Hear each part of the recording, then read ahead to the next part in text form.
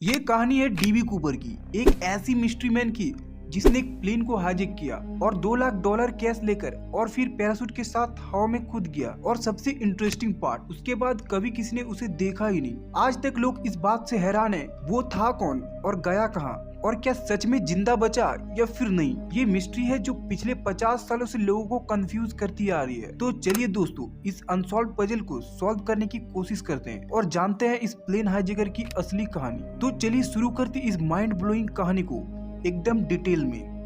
D.B. Cooper. D.B. Cooper. D.B. D.B. Cooper. D.B. Cooper. The hijacker, carrying a briefcase which held explosives. He asks for $200,000 and 4 parachutes.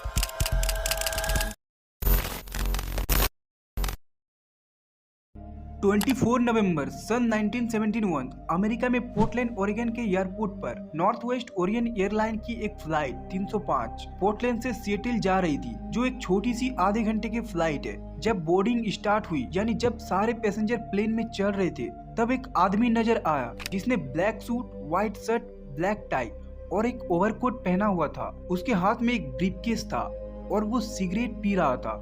हाँ, उस जमाने में planes में cigarette allowed थी। ये आदमी अपने आप को डैन कूपर के नाम से इंट्रोड्यूस करता है और एक टिकट खरीदता है इकोनॉमिक क्लास में, सीट नंबर 18C। कूपर ने सब कुछ बड़े काम और कंपोज्ड तरीके से किया, जिससे लग रहा था कि वो कोई आम पैसेंजर ही है जो बस सिएटल जाना चाहता है। फ्लाइट स्मूथली टेकअप कर गई।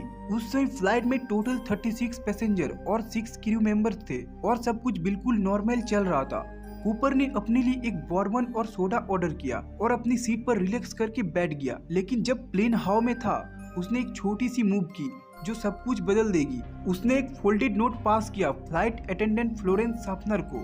फ्लोरेंस पहले सोचती है कि शायद ये कोई फ्लर्टिंग नोट होगा, क्योंकि ऐसा नोट फ्लाइट अटेंडेंट्स को मिलते रहते हैं। ये सोचकर उन्होंने इग्नोर कर दिया। लेकिन तब कूपर ने कामली उसे कहा, मिस, आपको उस नोट को देखना चाहिए, मेरा पास एक बम है। जैसे ही उसने नोट पढ़ा, उसके रंग उड़ गए, वो हक्के बक्के रह गई। नोट में लिखा था, miss, I have a bomb in my briefcase, I want you to seat beside me. डर से कांपते हुए फ्लोरेंस ने कूपर की इंस्ट्रक्शन को फॉलो किया और उसके पास बैठ गई। कूपर ने अपने ब्रीफकेस खोला और अंदर दिखाया रेड सिलेंडर, वायर्स और बैटरीज। एक फुल्ली फंक्शनल बम जैसे दिखने वाला सेटअप था। फ्लोरेंस ने सारे इंस्ट्रक्शन को सुनना शुरू किया और कूपर ने कहा, मुझे $2 लाख कैश में चाहिए, एक्सक्लूसिवली $20 बिल्स में, साथ में 4 पैराशूट भी चाहिए, 2 मेन और 2 रिजर्व। जब हम सिएटल लैंड करें, मुझे एक फ्यूल ट्रक भी चाहिए जो प्लेन को इमीडिएटली रिफ्यूल कर सके। ये सब सुनकर फ्लोरेंस कॉकपिट में चली गई और पायलट को कूपर के डिमांड्स बताए। प्लेन के पायलट ने एयर ट्रैफिक कंट्रोलर को इन्फॉर्म किया और FBI को भी नोटिफाई किया गया। अब एक हाई अलर्ट सिचुएशन थी, लेकिन किसी को भी एक भी गलत कदम नहीं उठाना था। जल्द ही ये खबर पहुंच जाती है एयरलाइन के प्रेसिडेंट डोनाल्ड नायरोब के पास।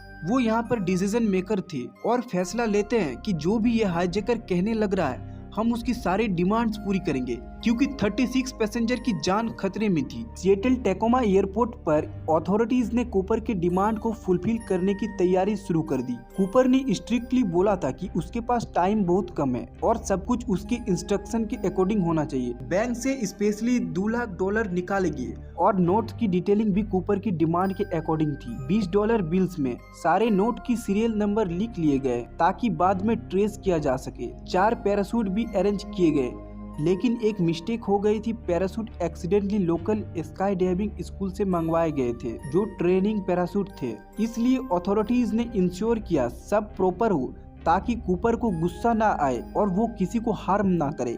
सिएटल के रनवे पर जब प्लेन लैंड हुआ, अथॉरिटी ने कूपर के इंस्ट्रक्शन को फॉलो किया। प्लेन को आइसोलेटेड एरिया में ले जाया गया, एक फ्यूल ट्रक रेडी रखा गया और बैग ऑफ कैश और पैराशूट कूपर के पास भेज दिए गए। कूपर ने इंस्ट्रक्शन दिए कि पैसेंजर को रिलीज किया जाए, लेकिन फ्लाइट क्रू उसके साथ प्लेन में रहेगा। कूपर ने पायलट को कहा कि अब मैक्सिको सिटी के तरफ प्लेन को ले जाया जाए, लेकिन यहाँ भी कूपर ने अपने रूल्स डिक्टेट किया।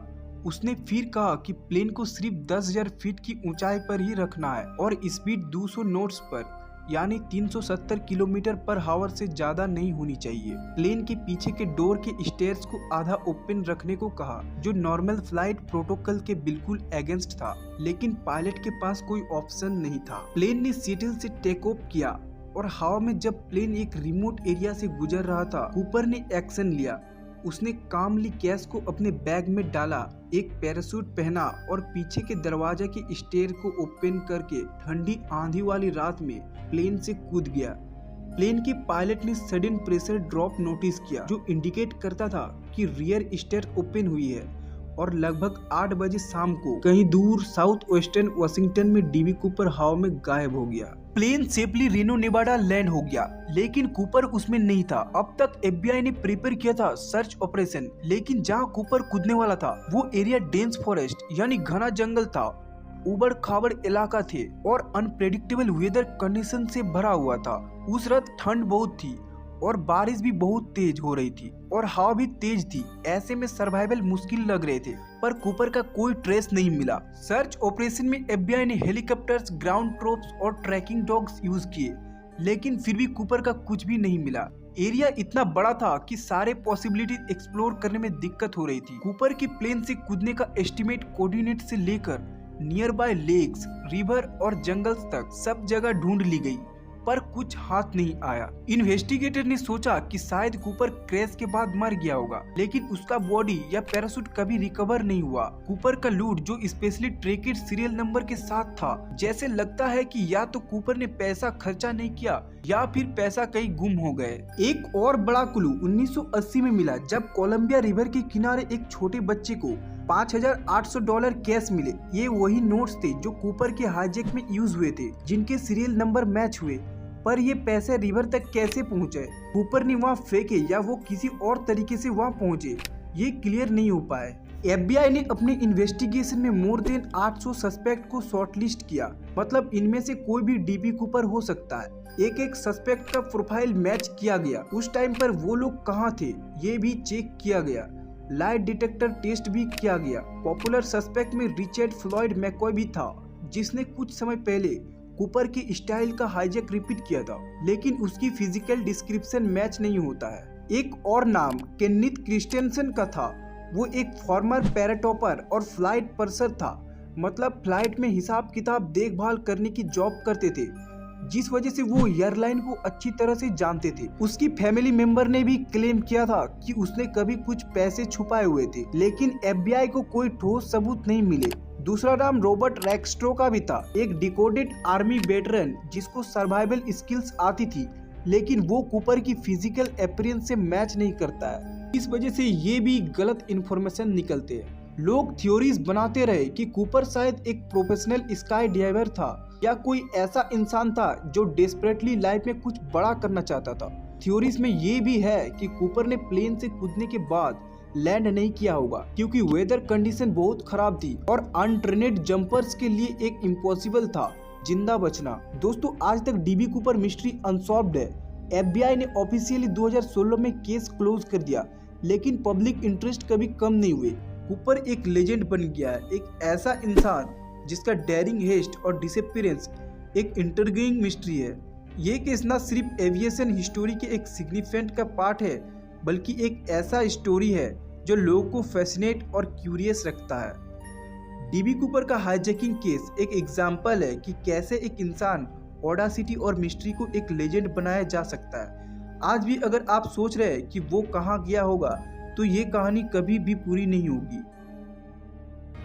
वीडियो पसंद आया तो वीडियो को एक लाइक करके चैनल को सब्सक्राइब कर लीजिए, क्योंकि इस चैनल में ऐसे ही इंटरेस्टिंग वीडियो अपलोड होता है। Thanks for watching.